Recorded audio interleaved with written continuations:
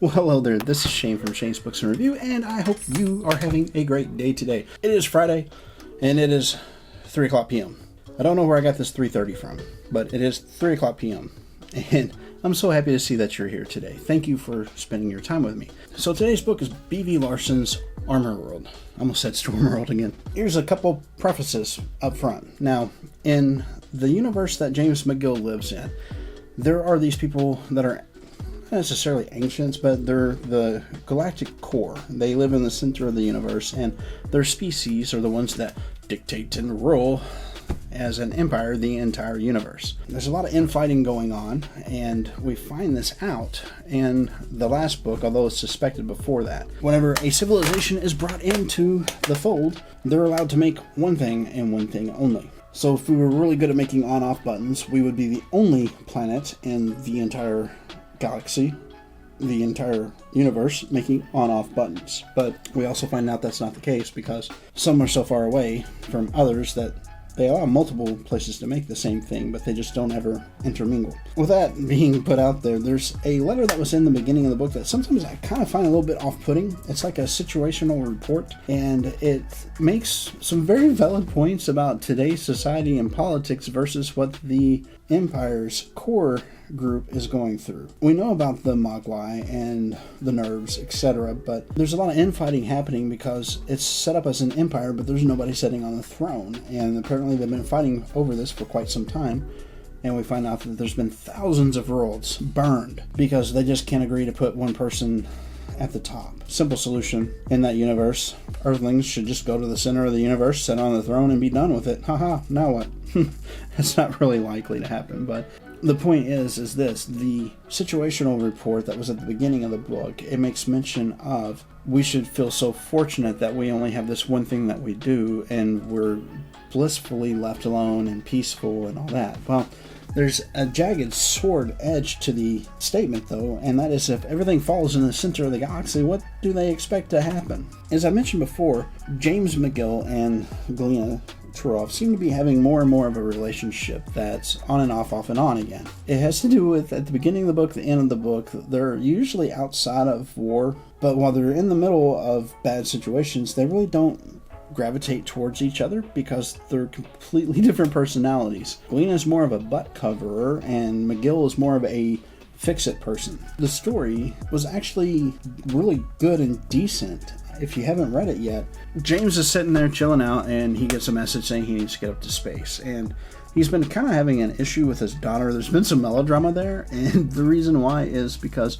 she wanted to join up with the Legions, and he put a stop to that. He's like, no, like 2 or 3 books back. And then she ends up trying to sign up anyway, and she runs away, and it was while she ran away that she sees McGill get reborn in one of these machines that bring people back to life by her grandfather, the Grand Inquisitor of Darkworld. That was what turned her off from being a Legionnaire, but it doesn't change the fact that she still joins up eventually with a group, not the Legionnaires, but a group that will put her in imminent danger quite a bit. And then there's her mom. 2 books ago, ghosts were invented, and the ghost premises is they're using the Volbite suits, which shape the light around you so that you're pretty much invisible completely. But of course, this doesn't change the fact that you still have mass, and if you're standing in a puddle of water, there will be a hole where you're standing, etc. So it makes for some comical relief from time to time. Last bit of the preface, we've had several sorts of baddies over the years in this series, and we had the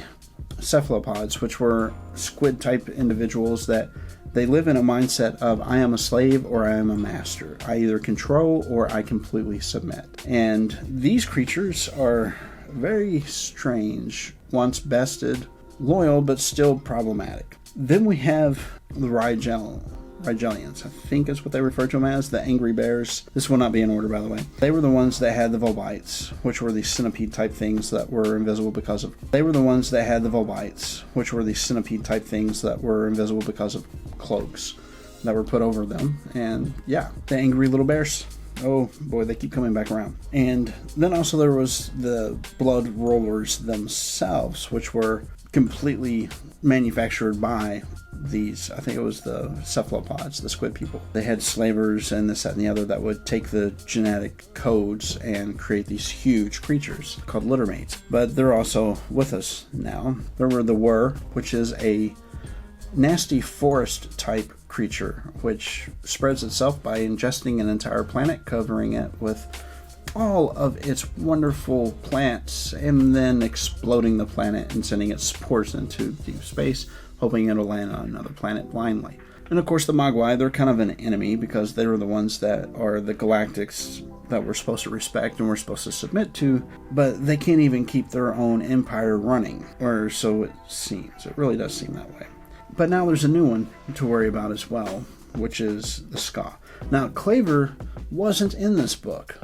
Surprise, but he was mentioned, so you don't get away from that.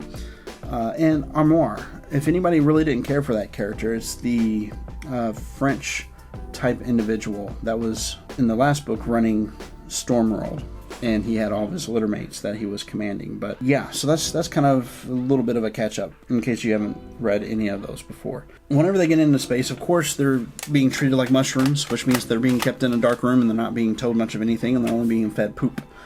And as they get into space, they start to figure out what's going on. There's kind of an attack on Earth, and it's a very disturbing kind of attack where people are turned into metal / plastic / meat individuals. And McGill goes in and finds this generator like there was on the one that he stuck his head into to short out. That one, yes.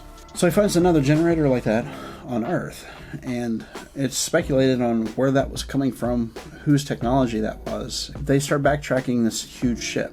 There was a very large ship that showed up that was about the size of the moon, but they thought it was hollow. It was made out of star dust or collapsed star matter, very dense material. It had this huge mouth opening on the front of it, and there was a bunch of ships that came out. They took over an entire town. It was in that time period when James McGill fought all that back. Not single-handedly, but they did suffer massive casualties during that until he found that generator and blew it up, and it killed everything that was under control on Earth. And then they get up to the ship, attack it, and it takes off, and they take off after it. Now, there's a lot of things that happen in between that point and the end of the book that I'm not going to tell you about because it was interesting to see unfold. We find out so much more about the Mogwai, specifically one, which is supposed to be our lord, as it were. He's the one supposed to run this area of the galactic space. And there's a huge morality play as well within it, which was good to see. It looks like B.B. Larson is taking this book series a little bit more serious now. And that was kind of refreshing. I mean, you don't want your books to be too serious because that's not fun. But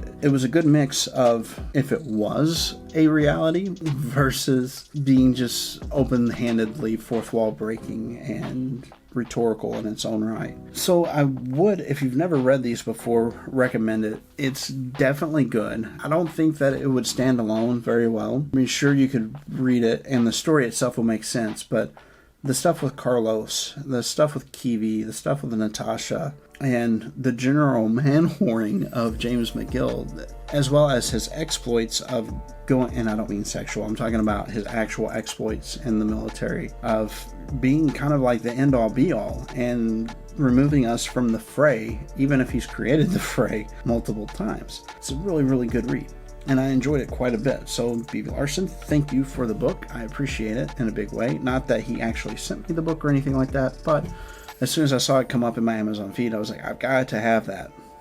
So we got it, and we read it. I hope that if you read it, you do too. And I would be curious to see where the books are going to go now, because I know where it's at. I know where things wrapped up at. I know that we have finally made the serum that will kill the Mogwai, and what has happened to it, where it's at.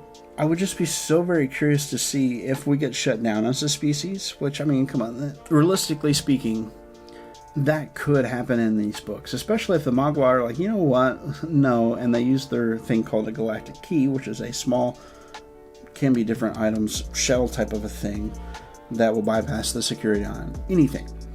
So they could literally turn off our regeneration stuff that we use in that universe to bring our soldiers back to life, remove us from being the fleet defense force for this area, and then erase us from the face of existence.